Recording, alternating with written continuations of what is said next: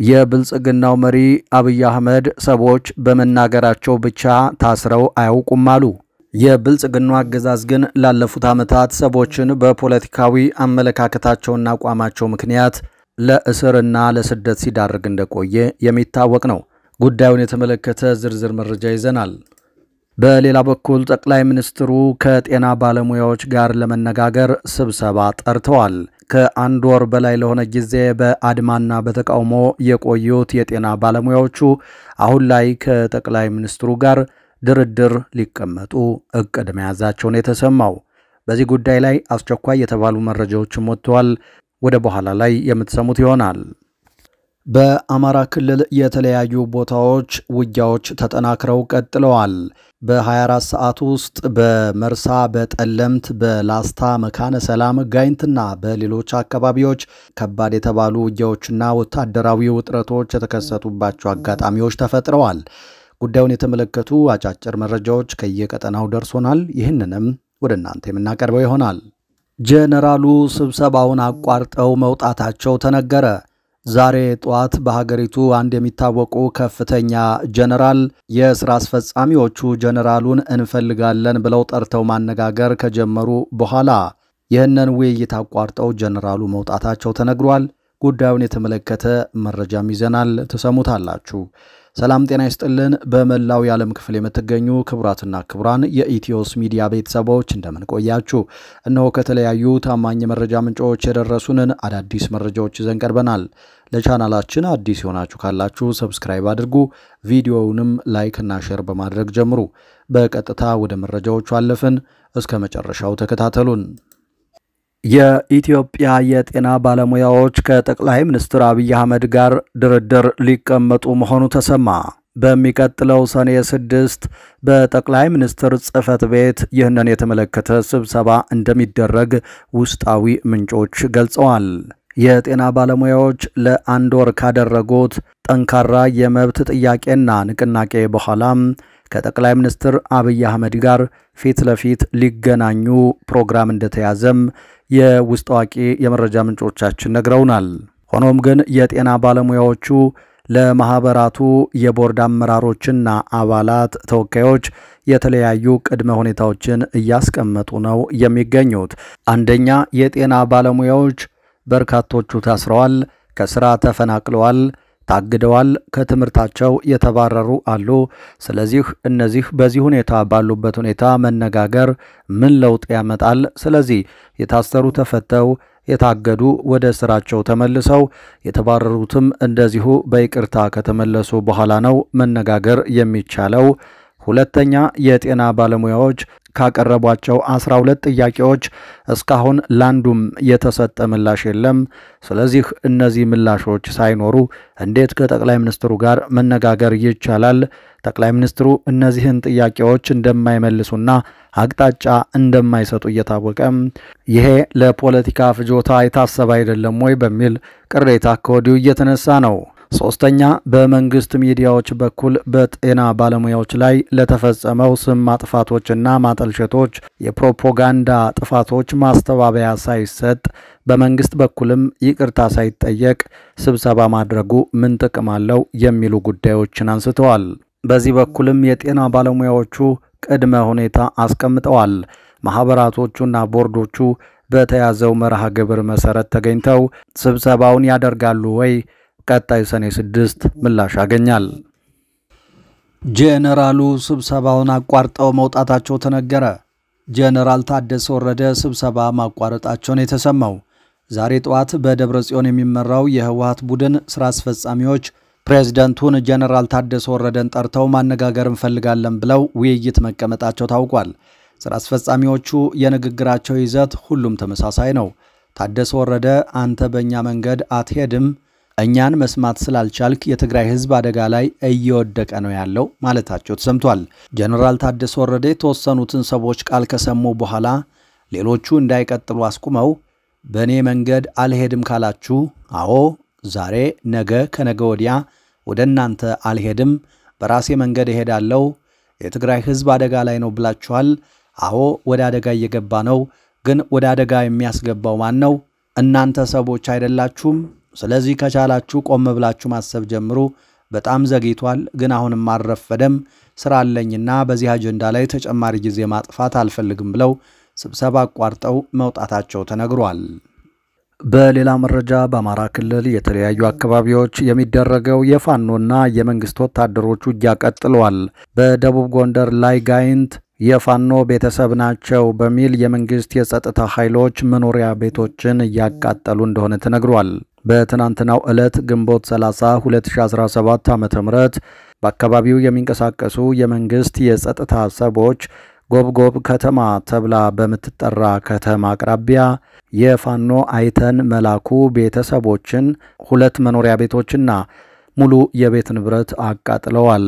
እንዲሁም ደግሞ የፋኖ ጌጤ አስማማው ቤተሰቦችን 3 የመኖሪያ ቤቶችን ከነ ሙሉ ንብረቶቻቸው የመንግስት የጸጥታ ኃይሎች አቃጥለዋል ተብሏል። ጌታ ዳኛውና ሰለሞን መንግስቴ የተባሉ የፋኖ አባላት ቤተሰቦች ቤትና ንብረትም በተመሳሳይ በመንግስት የጸጥታ አካላት እንዲቃጠል መደረጉን ከስፍራው የወጣ መረጃ አመልክቷል። በተጨማሪ አንጋጫት፣ ዳት አጎና በተባሉ አካባቢዎች እንደዚሁ በሌሊት ውጊያ ነበር ተብሏል። ትናንት ሌሊት በነበረው ከፍተኛ ውጊያ ጉዳቶች ተመዝግበዋል። በአራት አቅጣጫ በሌሊት ወደ ፋኖ ቀጠና ከተንቀሳቀሰ የመንግስት ኃይል ጋር በነበረው ውጊያ ነው እነዚህ ጉዳቶች የደረሱት።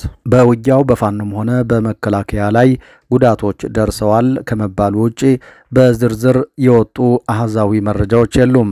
የብልጽግና ገጾች ደግሞ በዚህ አካባቢ በነበረው ውጊያ የቡድን መሳሪያዎችን ጨምሮ ፋኖች ለመንግስት እጅ ሰጥተዋል ሲሉ እያወጡ ነው የሚገኙት። ይህንን በተመለከተ ከፋኖ በኩል ምላሽ ለማግኘት የተደረገው ጥረት አልተሳካም። ፋኖ ምላሽ የሚሰጥ ከሆነና ይህንን ጉዳይ በተለይ በብልጽግና ሚዲያዎች የተሰራጨውን የሚያውቁት ከሆነና ምላሽ ካላቸው በተመሳሳይ የምናቀርብ ይሆናል። ወደ ሸዋ ቀጠና ስናመራ ሸዋ አንኮበር ቁንዴ ወደ ደብረ ብርሃን መስመር እገታ፣ ዝርፊያ ሲፈጽሙ የነበሩ እንዲሁም ደግሞ አሽከርካሪዎችን እያገቱ ገንዘብ ሲቀበሉ ሲያንገላቱ የነበሩ 4 ዘራፊዎች በቁጥጥር ስር ውለዋል ተብሏል። የሸዋ ፋኖ ጠቅላይ ግዛት እዝ በአካባቢው እነዚህን 4ቱን በቁጥጥር ስር ሲያውል 6 የሚሆኑት ደግሞ አምልጠዋል ነው የተባለው። ተከታትሎ መያዙ ይቀጥላል ተብሏል። ወደ ሰሜን ወሎ ግንባር ስናመራ ባላማጣ ከተማ የህወሓት ታጣቂዎች ወንጭፍ አደባባይ ላይ የሚገኘውን ሐውልት ማፍረሳቸውን ተከትሎ ትናንት የህዝብ ቁጣ ነበር።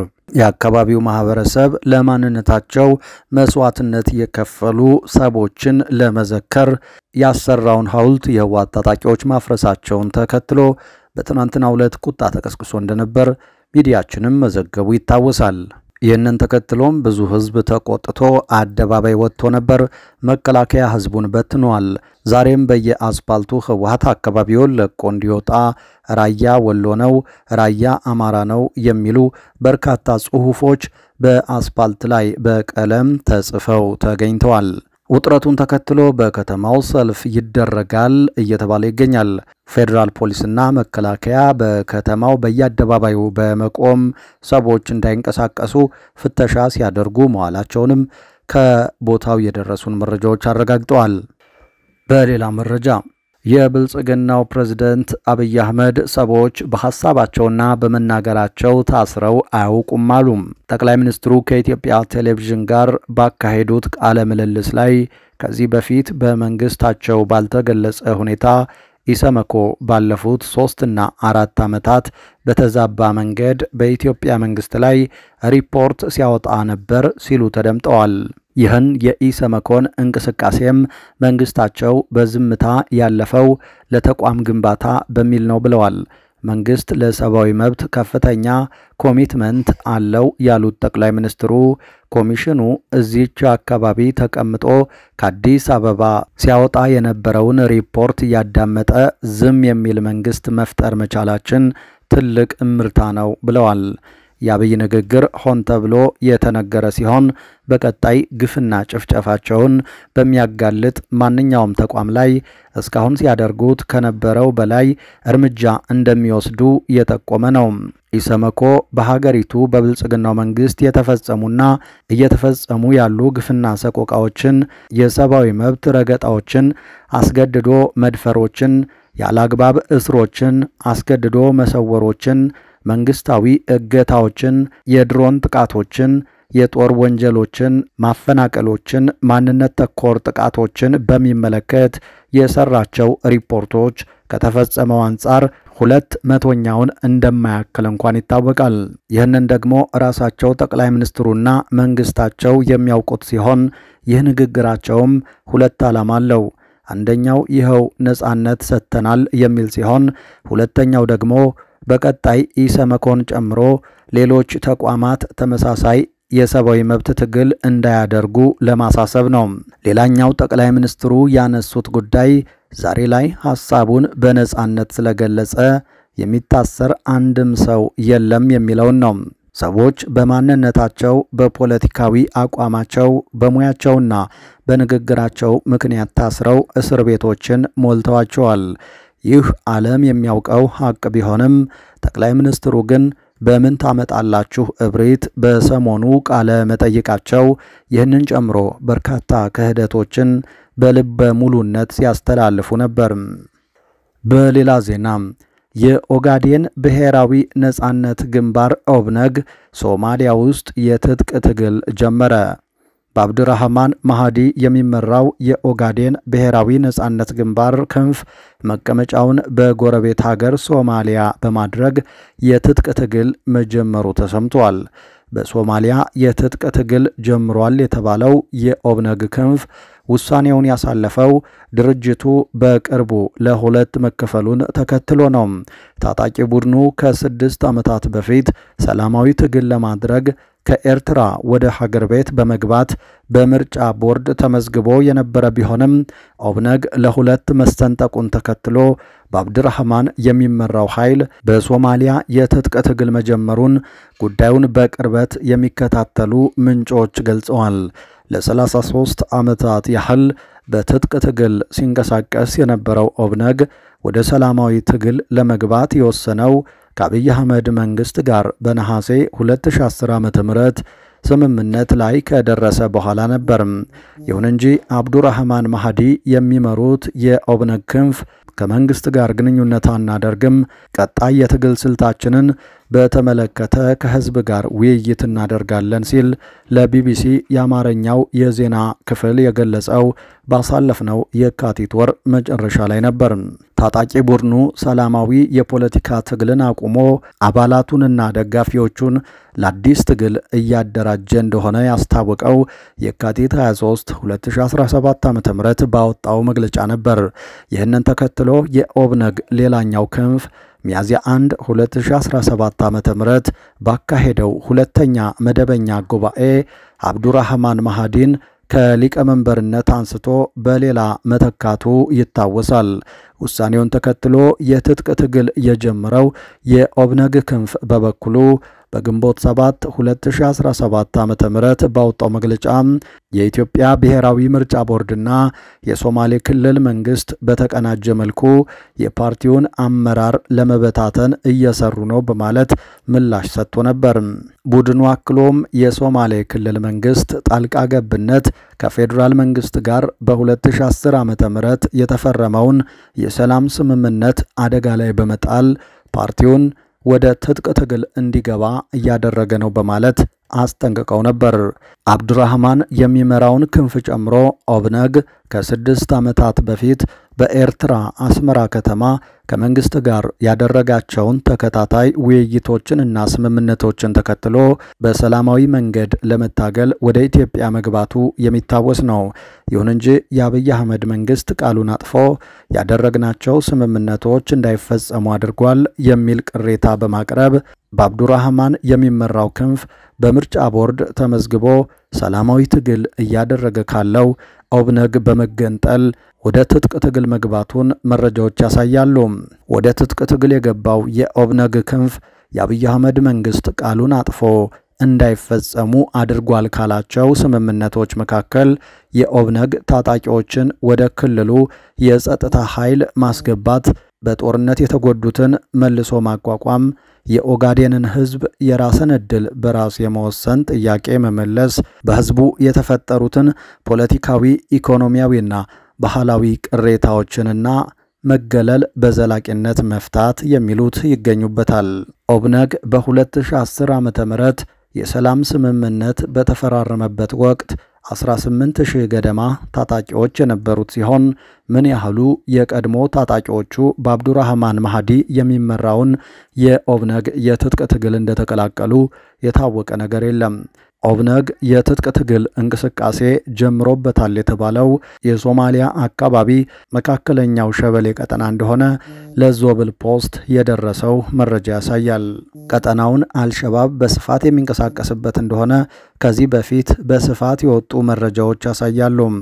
የተወደዳችሁ አድማጭ ተመልካቾቻችን ከተለያዩ ታማኝ መረጃ ምንጮች የደረሱን አሁናዊ መረጃዎች እነዚህ ነበሩ። ከቆይታ በኋላ በሌሎች መረጃዎች ድጋሚ እንገናኛለን። እስከዛው ሰላም ቆዩም።